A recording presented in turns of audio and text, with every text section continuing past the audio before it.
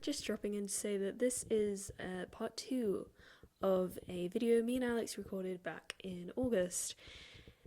Yeah, it took a lot longer than I was expecting, but that's starting uni for you. While it's not absolutely necessary for you to watch part 1 before this, it just might make a bit more sense. And the first question of this video is a continuation of the last video.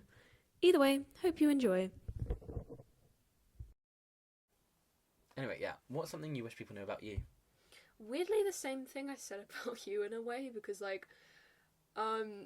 Things get to you more. yeah, because I think things do get to you, like, quite hard, and I think people realise that things get to you easily, but they don't quite realise how hard they hit you. People don't see the mental breakdowns that you see and my parents see, and like I feel like even some people in our friend group has never seen me like, well, other than that one time I had a panic attack at the bakery, right? You know, when I called you guys and I was like literally hyperventilating. And your dad was downstairs in my house. Yeah. That's the first time our friend group really like heard, I guess, me panic that much. And also like, I don't really, you might disagree with this, but I don't really get angry at people as such, or not to them anyway. No, if you have a problem with someone, unless it's a major problem, it's very unobvious. Yeah. Because you have that quiet side of you. Yeah. People just think, oh, she's probably thinking about something, or she's probably a bit stressed about something, we'll leave her alone. Yeah. Whereas you're actually just ignoring them completely for months. Okay, let's not bring that one up. We've moved past that, we grow. Have we? This was the end of our friendship. I hope you got to enjoy listening to The end. the end. 10 years, that was it. Down the drain, huh? Actually, you know, scientists say if you're friends for over 7 years, it's for life. Apparently we've passed that point now. Damn it. Yeah. It's too late. Yeah, and sometimes I really do wish people knew, because, like, I will go to school or work as it was. Well, work I ended up just breaking down anyway, because it was just too much. I still love their sandwiches, though. They are banging sandwiches. How dare you? Okay, right, I was going to that bakery long before you started. I know. And, like, They know my order off by heart. I never get anything different. Hunter's chicken focaccia, guys. And a large hot chocolate.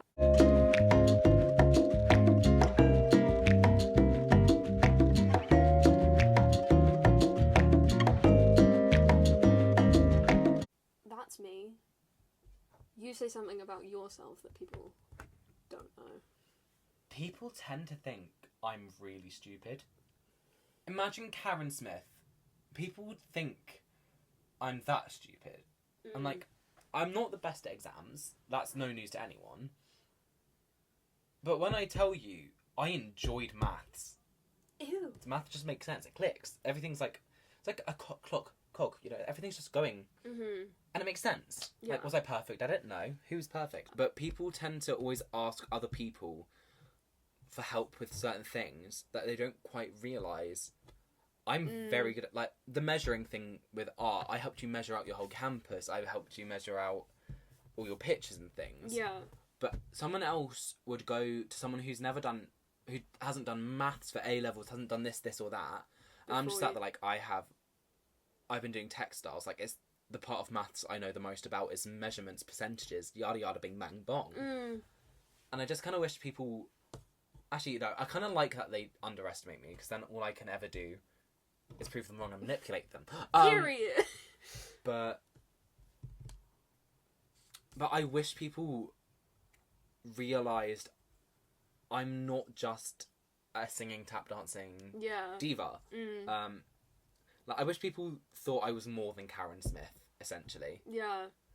Oh, yeah, also, I'm very good at becoming acquainted with people who begin to tell me, like, everything. Yeah. And when I tell you, I have possibly the most information about everyone in our year.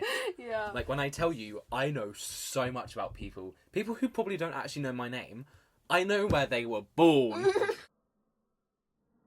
Yeah, year 9 maths. I was sat next to him and he was like, "Oh, if I was you and she was my sister, I don't know how to control myself." I was like, ew. Incest! Ew. Ew, what the hell? Like, even saying you do it as someone else's... If you were someone else's, that's still weird. Yeah. That was a long tangent. Sorry. No, I no. tend to do that. But that's good. Undiagnosed undiagnosed ADHD for real. For real, for real. Is that a pen? Crazy. Oh my god. Oh no. If you were a guy, would we have dated in secondary school? Considering you also would have then been a gay man. Yeah. Because we wouldn't have dated in primary.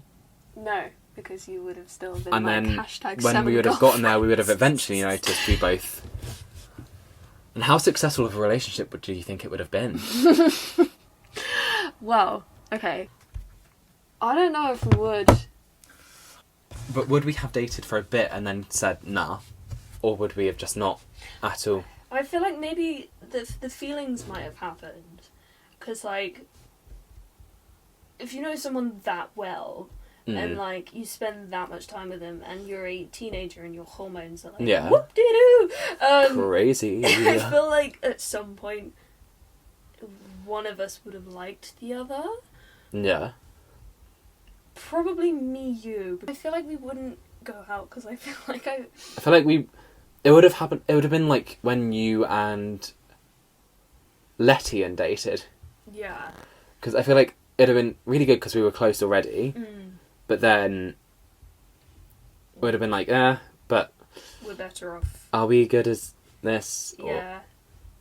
But yeah, that would have been crazy.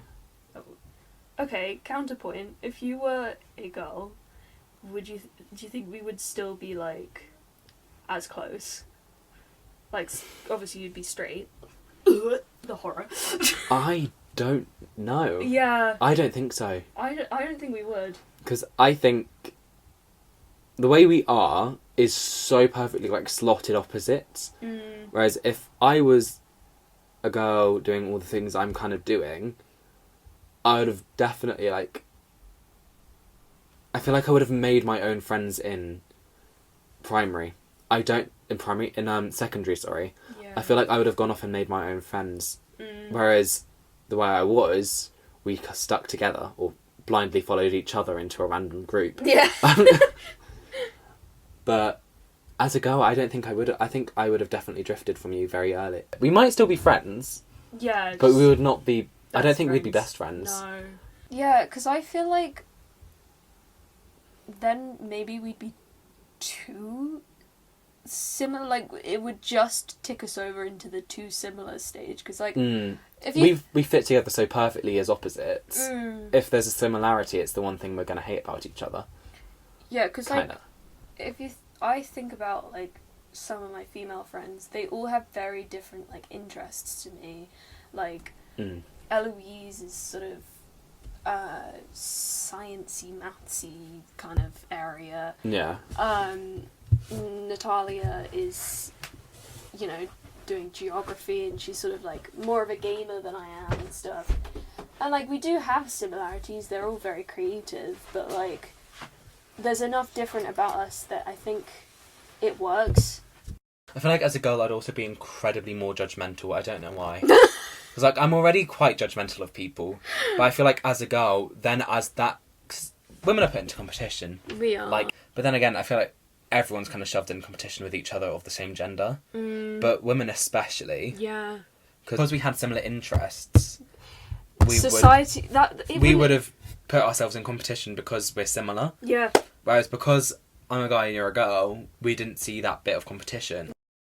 What is the most me thing, or, like, memory of me that is just kind of sums me up as a person? Year 6 PGL. We're back here. Crazy. Oh, okay, throwback.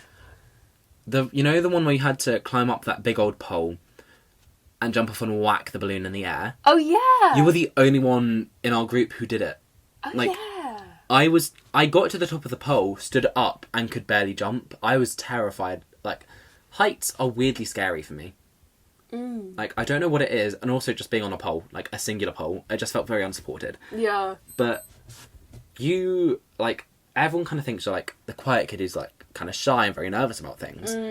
And you just scaled this pole and jumped off for your life. Yeah.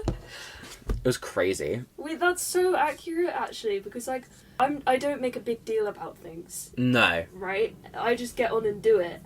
I don't know if this is whole of you as a person, but, like, honestly, you just, like, the entire of this last summer concert we've done, and more specifically, you on, the ABBA medley, with the whole, like... Okay, to explain, our choir decided to do a ABBA medley, and so there were different solos. Alex's solo was... Money. Second. Money? Oh, yeah. Yeah. And, like, everyone else just kind of did their solo. They just kind of, like... Oh, it's a bop, slay. Yeah, they did a little dance, maybe smiled, you know. Basically, I strutted on stage in my intro. Big fur coat, sparkly green shirt, sunglasses on. Yep. And just started belting money in the upper key. Yeah, so Mr. Conductor, right, he made a joke at his little speech at the end, and he was like, oh, you know, as if Alex hasn't had enough attention tonight, he's now got a solo. But yeah, when he made that joke, it was like... He was like, very true. But then I was also like, you had your moments, but you also let other people have their moments, and, like, as much as you will, like, make the most of your moments on stage, you will also, like, hype other people up. You're not gonna... You're not, like, steal the spotlight in the sense of stealing it from others. It's, like... Stealing it for myself. Exactly. And even in A Long Winding Road, the ending note I tried to riff out of, I was like... And it was really bad, but... Oh, I thought it sounded great. Oh, thanks. You always... No, he's always like this. He's like, oh my god, I had a fat voice crack. It was so bad. To be fair, shut up. Everything I do at school, there is a fat voice crack in that video. A song that reminds you of me or us? It's so going to be Space Between. Like, I know Mel and Evie were, like, in love, but still. I traumatised you. Traumatised me. I was really upset when Cameron Boyce so died. bad. So, he was, like, my idol growing up. And then basically, I was just really sad. I was sat by myself. I was just kind of pondering stuff. And then Eleanor comes and sits with me and realises I'm sad and just starts singing Space Between from Descendants, a movie Cameron Boyce was in. And then I just started crying more. No, because the thing is, I didn't even, like, process that you were being sad about that. Well, no, I don't think anyone would. Because you weren't sat alone. You were sat across from Helen, right? You were sat either side of, like, a pathway. Yeah. I stood in the middle of that pathway and went, you found me in the space between... And I just started bawling my eyes out. And then I realised you were sad about Cameron dying. I was traumatised. I'm so sorry. It's only 6:23. Oh my god. Crazy. Do you want to eat at 7? Sure. This should be your end card. Yeah. What should we eat? Stay. So, yeah, thanks for watching and hearing probably far too much. I'm sorry editing Eleanor for how long this is. Yeah, I'm really sorry, girl. Oh my god, now it is actually 41. Yeah. Crazy. Wow. Please make this your end card. Just like, wow.